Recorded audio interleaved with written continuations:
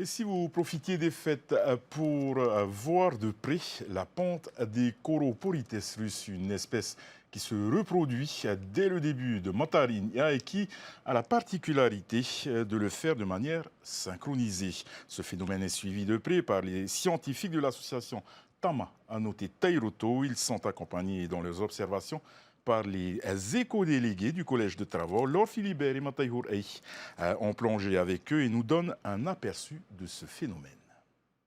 Ils ont dû se lever tôt pour assister au phénomène. Ces élèves éco-délégués au collège de Travo viennent observer dans le lagon la ponte des Choroporites russes. Avec eux, une partie du comité olympique.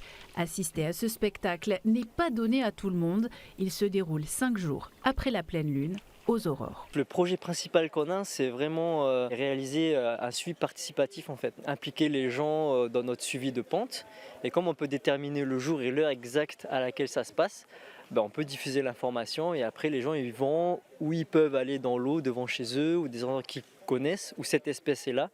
Et ils peuvent suivre la pente et ensuite nous renvoyer les informations. Pour ces élèves de la presqu'île, l'enjeu est de mieux appréhender leur environnement direct. Alors en quatrième, en fait, le thème central en SVT, c'est le récif corallien. Donc on est en plein dans le programme. C'est une démarche scientifique. Donc moi je suis prof de sciences et c'est bien de montrer de façon concrète à quoi ça peut ressembler.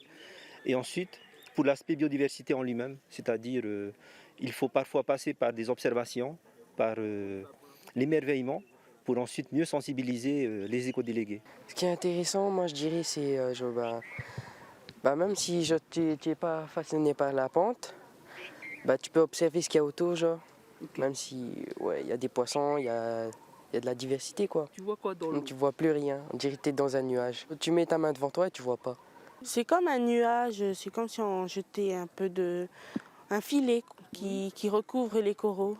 Indispensable à l'équilibre des fonds marins, les coraux se reproduisent habituellement de nuit, mais les porites russes que l'on trouve en abondance dans nos eaux ont la particularité de le faire de jour durant la saison des Matarinia. Il y a certaines personnes qui ne savent pas forcément en fait, que les coraux pondent, déjà que les coraux sont des animaux et qui se reproduisent en plus. Donc il y a ce côté un peu magique. Au début, on savait que voilà, ça s'était synchronisé sur Tahiti, puis Moorea, puis tout l'archipel de la Société. Et petit à petit, on s'est élargi et maintenant on sait que c'est probablement à l'échelle mondiale. Comment font ces coraux en fait pour être autant synchronisés? Et ça va jusqu'à l'océan Indien. Donc là, il y a un facteur environnemental local, enfin à la fois à grande échelle et à la fois local, qui fait qu'ils vont démarrer à une heure précise en fait. Et ça, on cherche à le savoir. Et il y a beaucoup de théories, beaucoup d'hypothèses. Et le fait d'avoir des observateurs en simultané, c'est ça qui est très intéressant. La prochaine ponte aura lieu ce dimanche et sera visible partout aux alentours de 6 h du matin. Vous pouvez vous y rendre en famille, en snorkeling. Il est néanmoins important de prendre les précautions d'usage pour éviter de vous blesser et de détériorer les coraux.